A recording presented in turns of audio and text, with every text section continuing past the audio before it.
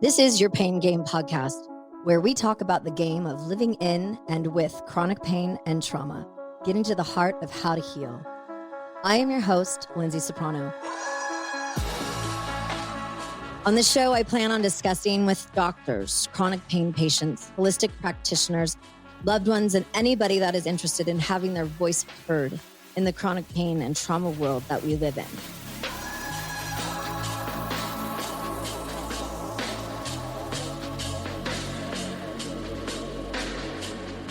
We have discussed psychedelics and plant medicine here and there on this show. We've been slowly but surely kind of bringing it into conversation.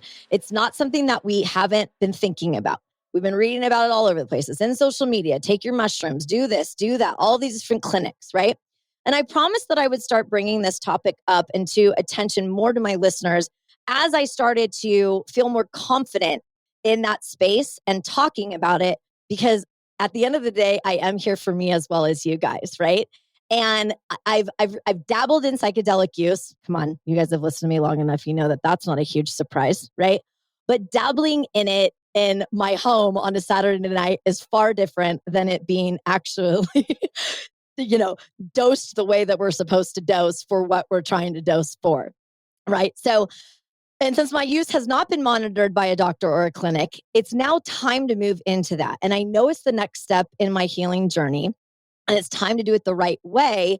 But we want to talk today a little bit about the benefits of psychedelics and how we can leverage them and use them in our wellness practices, whatever that might look like. And so this conversation is going to be interesting because everybody is going to benefit from this conversation today. I don't care who y'all are. So, and it helps with, we're going to be talking about, does anybody want to guess what we're going to talk about today? Okay, we're going to talk about ketamine, baby. We're not going to go down a K-hole, though. We're going to talk about its legitimacy in treating mood disorders and PTSD and bipolar disorder and pain as well, which, of course, we talk about a lot here. So let's get into it. I would like to introduce to you my guest today, Sam Mandel. Hello, darling. How are you? Hey, Lindsay. I'm good. How are you? I am good. And I'm so excited to have this conversation with you today because ketamine has been something that, as you know, I've had a bad experience with it, and you have shifted that bad experience to something that's going to be a good one. So that's why we're here today. So Sam Mandel is a lifelong mental health advocate and entrepreneur. Sam co-founded ketamine clinics in Los Angeles with his father, Dr. Stephen Mandel, in 2014. And has grown the clinic to be one of the most successful and well-respected ketamine infusion therapy clinics in the United States.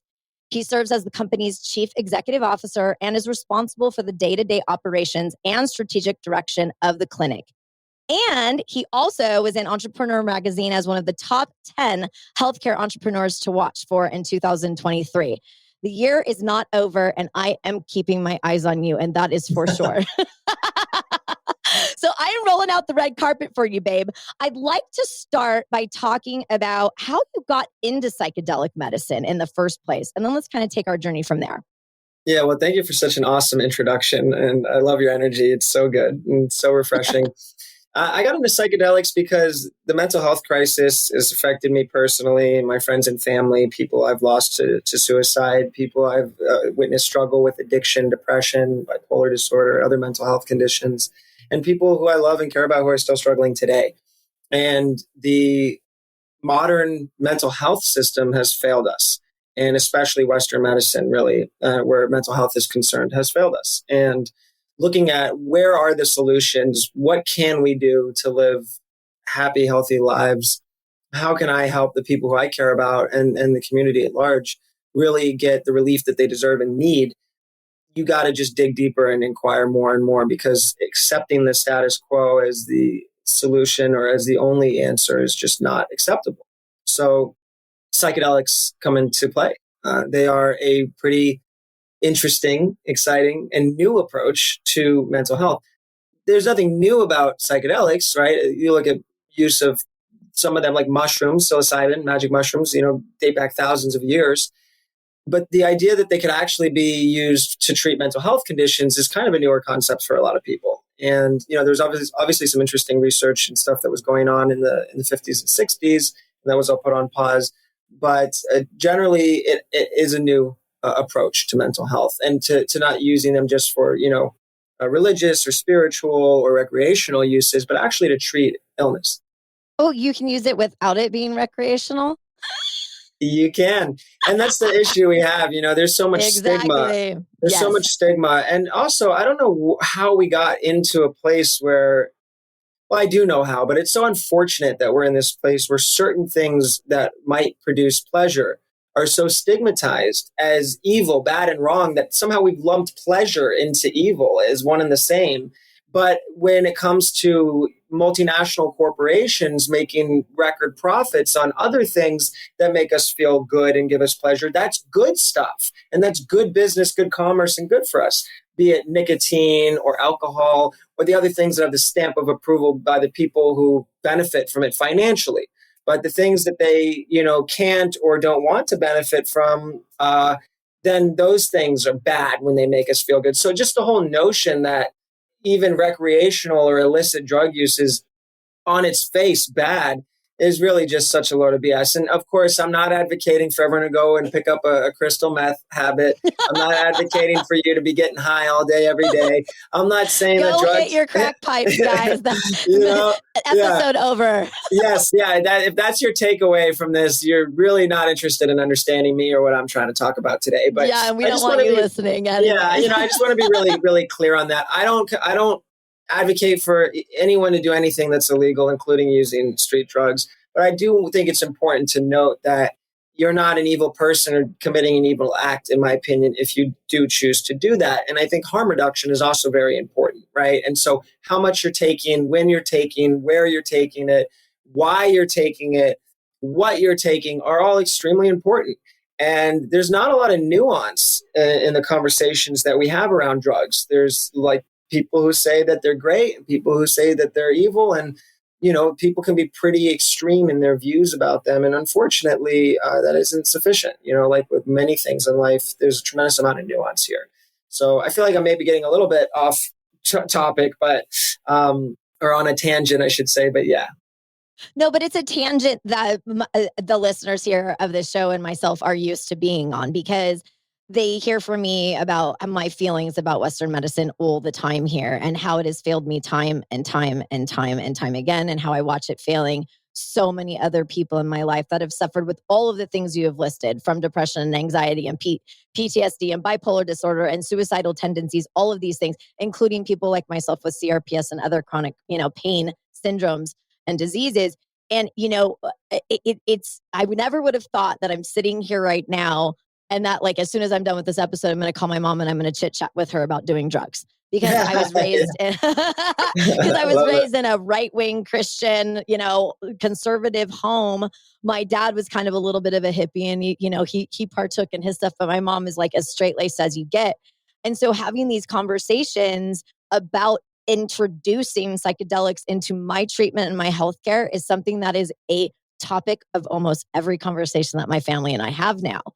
So that stigma is starting to lift big time. And I'm seeing it in my own life from a very conservative part of my life, where I was worried that I was going to have to tell my mom, like, I'm going to try these things and you don't have anything to say about it, whether I'm going to do it or not.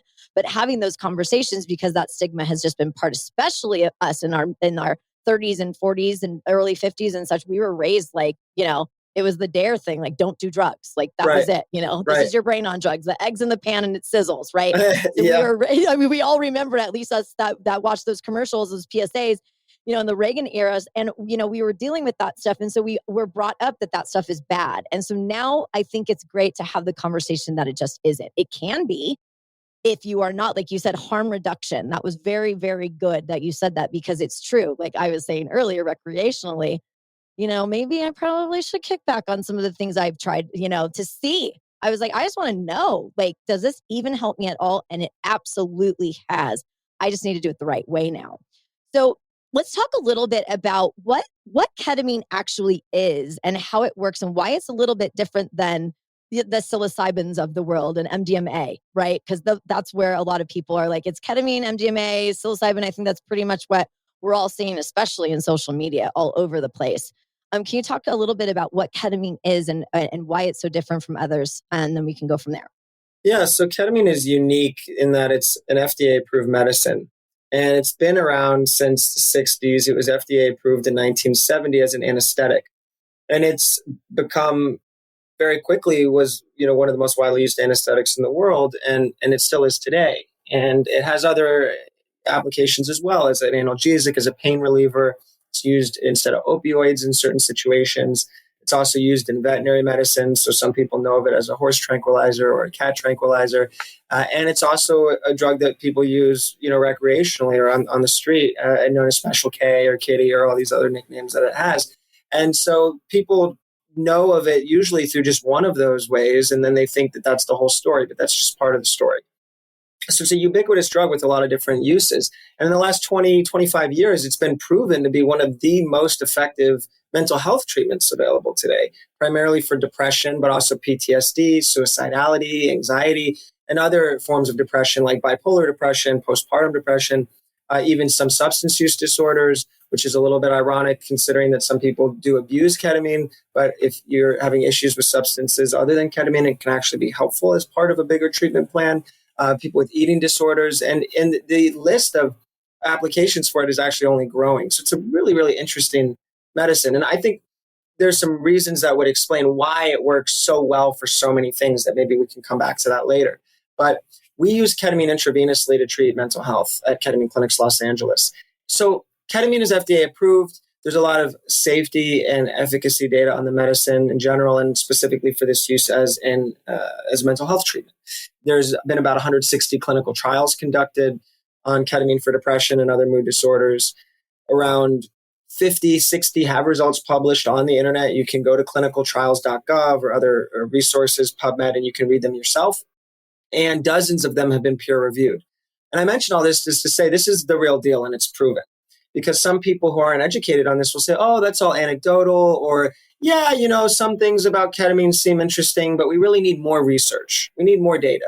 These are the really, really conservative or cynical or in some cases dishonest people who are making these kinds of claims. And sometimes they're smart people or they have a lot of letters after their names and they think, oh, this is an authority. Well, there's enough data on ketamine for mental health that it's a real proven treatment and it works and it's safe and it's effective. And there's no known long-term side effects. It actually works about twice as effective as most of the conventional treatments out there, primarily antidepressant pills, prescription pills, medications, even therapy and talk therapy and others.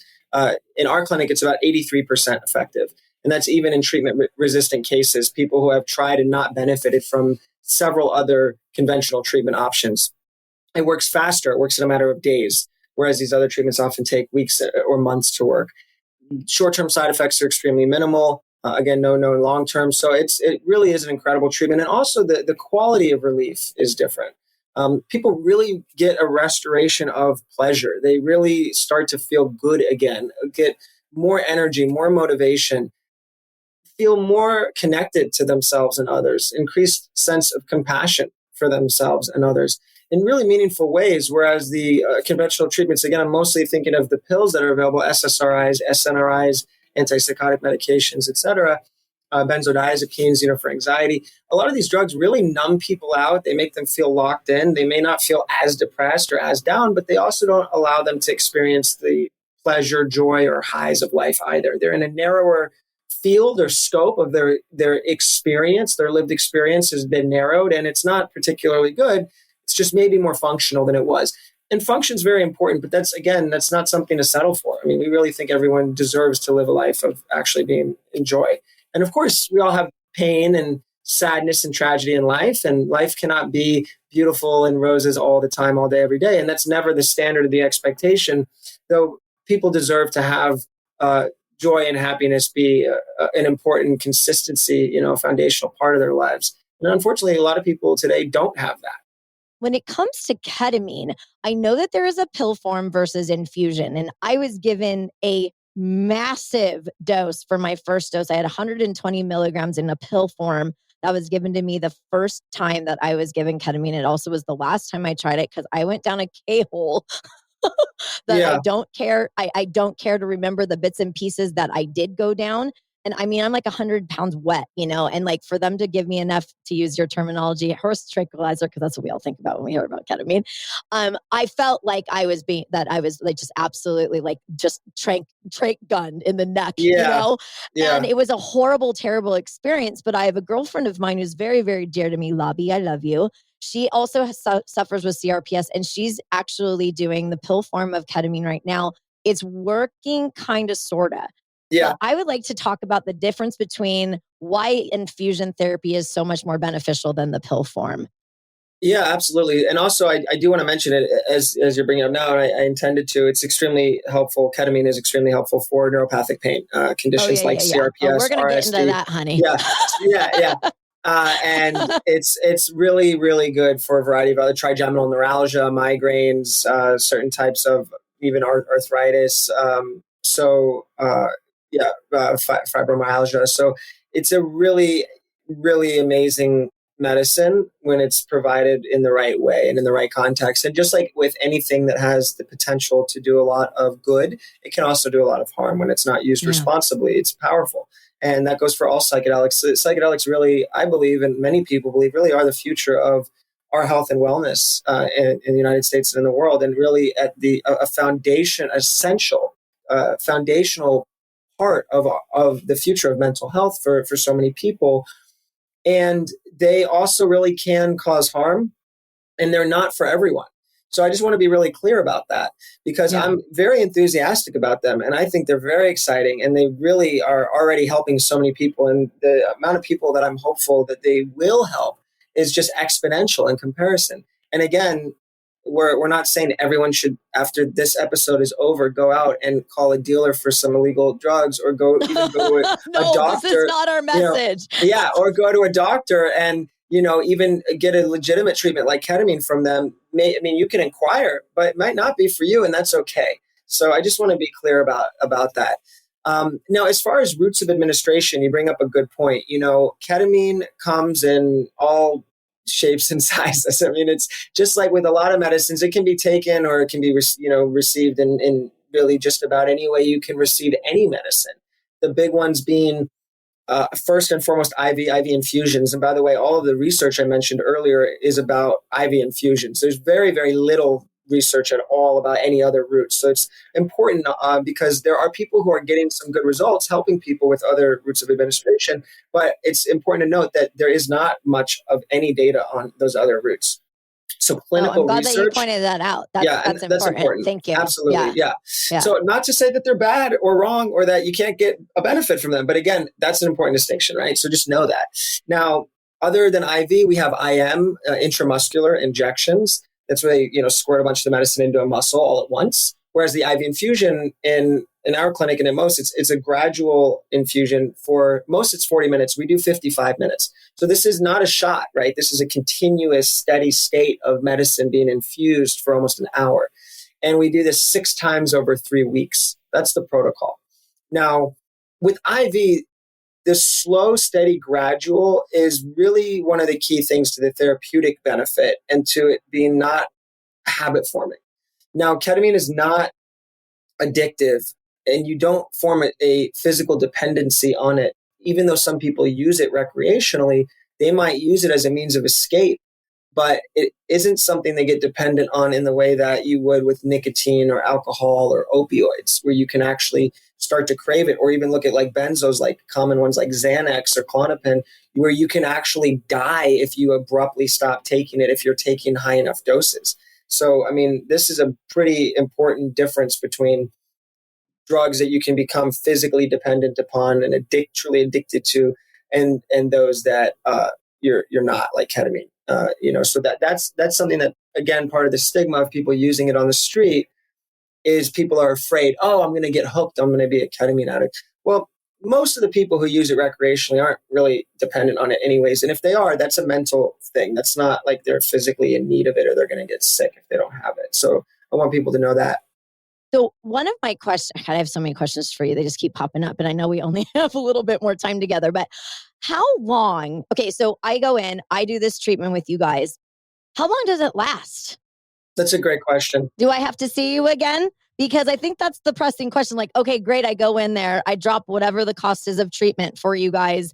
And then do I see you again like next month? Like, how long does it last? I'm assuming it differs between people and who they are and what kind of conditions they have. But generally speaking, I'd say, is it different between the mood disorder people versus the pain people? Because I feel like the mood disorder people kind of just end up, I know that I've got anxiety and insomnia and depression and all of the things that come with living in pain all day, because it's very stressful living in pain 24 hours a day. Yeah. So how long does it last? And I'm going to hold you to it.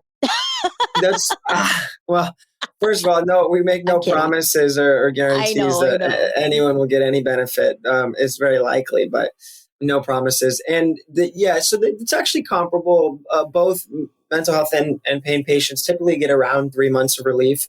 It varies from patient to patient, and it depends a lot on lifestyle factors as well, and how much people are really willing to work on their healing. So we had a patient who was drinking a bottle of whiskey every day, and he's like, I'm not feeling better. And it's like, well, you probably need to lay off the whiskey, right? That's not helping, Well, let's step away from the brown liquor for a sec, buddy. Yeah, so people need to focus on good nutrition, good sleep, healthy interpersonal relationships, talk therapy, overall fitness, exercise, right? Overall wellness pillars, taking care of themselves. And these are things that a lot of people already know they should do, but then when they're feeling really depressed or they're in a lot of pain, they can't, or they feel like they can't, and they don't have the energy or the motivation, or it hurts too much. So ketamine can provide the relief to make it possible, and the energy and motivation to make it possible. And people have to carry that momentum forward in a positive way and actually make changes in their life. Right. Yeah. And so ketamine is an opportunity to do that. And so around 3 months, and then people come back for booster infusions. And that's usually a pair, a day or two apart. And that extends the benefit again. They don't need to do another full series. By the way, it's important to mention that in addition to the pain infusions being 4 hours long, the visits are about 6 hours because of the prep time, the infusion, and the recovery time, sometimes longer than 6 hours. So again, it's just a much more intensive process. And they're also usually done 5 in about 6 or 7 days, whereas the mental health protocol is 6 over 3 weeks. These are usually done on consecutive days, sometimes with a day or two off. So that's another important difference for people to be aware of in the protocols.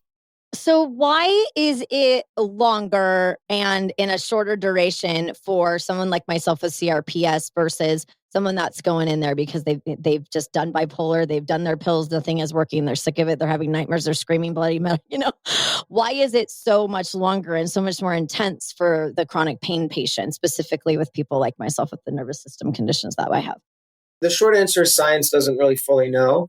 I can tell you that it seems like a lot of these pain conditions are just really tough to break through.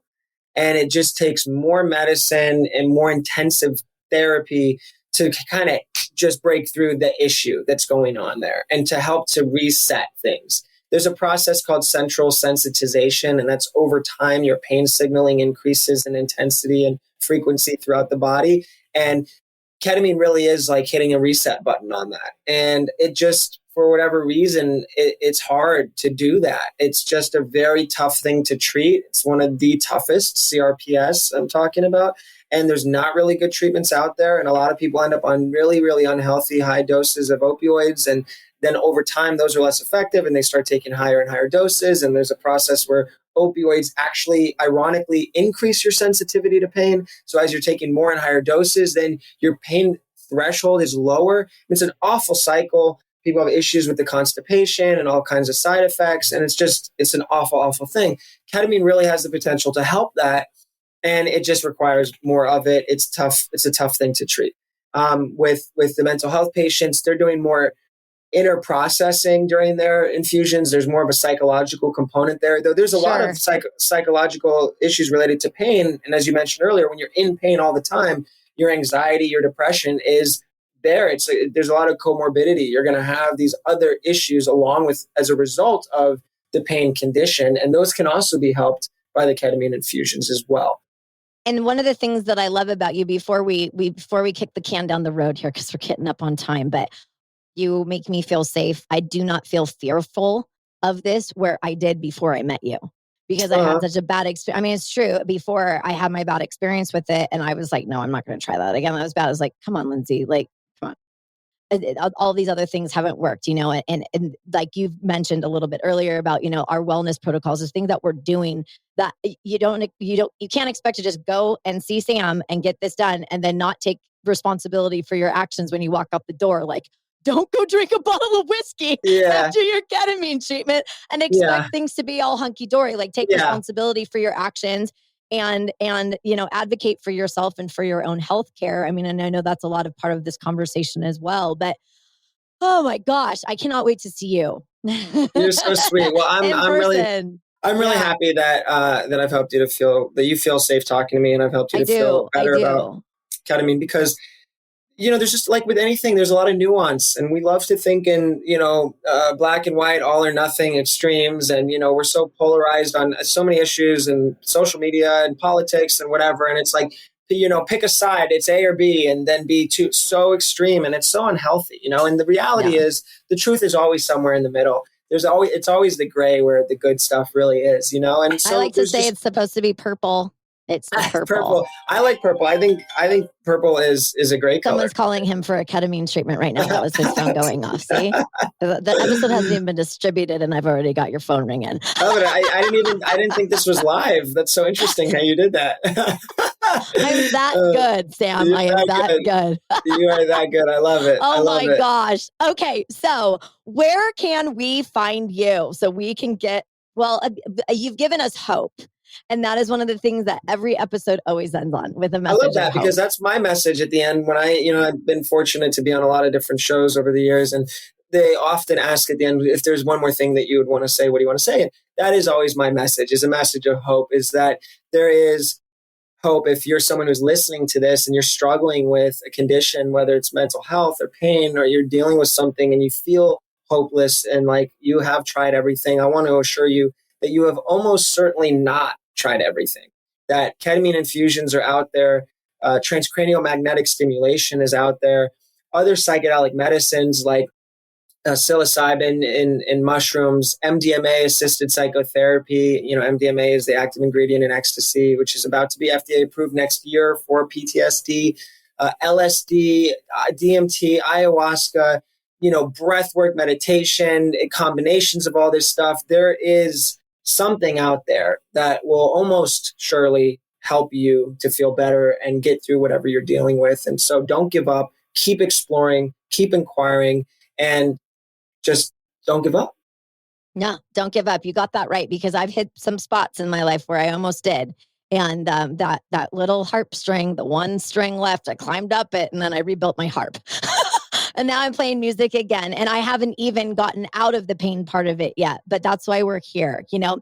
And before we leave, I was on your LinkedIn profile and was looking at your title.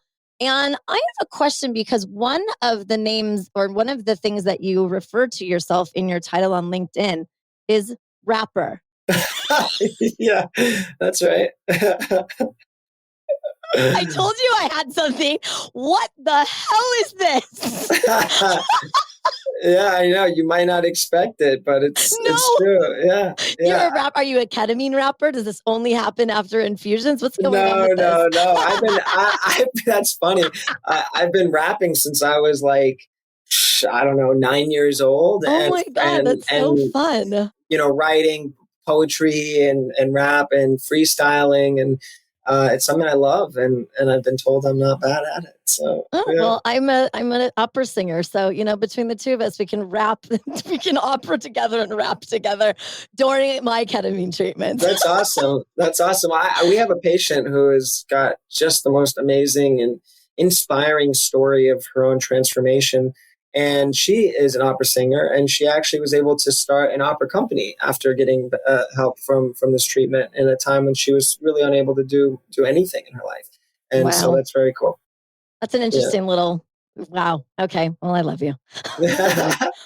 Well, we can find Sam and his dad in the clinic at ketamineclinics.com. It's in Los Angeles. As we said, you can follow him on all the socials at the Sam Mandel. It's all Instagram, Twitter, LinkedIn, website. Well, of course, LinkedIn is his rapper too. And TikTok. Are you rapping on TikTok for us? Is that what we have? I have some raps on TikTok and I have some raps on Instagram. And actually, I think the only stuff that I have on there are freestyles, but they're pretty good. And I mean by that, like 100% spontaneous off the top of my head, not like, official songs that I've recorded. But check it out. Let me know what you think. I love it. I can't wait. Thanks so much for spending the time with us and educating us more, and certainly taking the fear and safety issues out of ketamine therapy, infusion specifically, out of us today. So thank you so much for your time. It's been great. Thank you, Lindsay, for having me. It really has been a pleasure. I appreciate you. You got it. Thanks, man. You are exclusively invited to share this hopeful ketamine renaissance together. VI pain journey. Let's get to the heart of how to heal with you by my side. Do you know someone who is living in and with chronic pain? If you do, send them our way here to the Pain Game podcast and to Sam at the Ketamine Clinic in Los Angeles. We would love to connect with you and hear your stories and help give you more strength and give us more wisdom and continue to support your grit, right? I'd love to have my listeners just hug each other and love each other through this process together. Please follow the Pain Game podcast wherever you digest your podcast content. We will be there. Visit us at thepaingamepodcast.com and follow us on all the socials. Thanks for listening, my little VIPs. Catch you on the other side.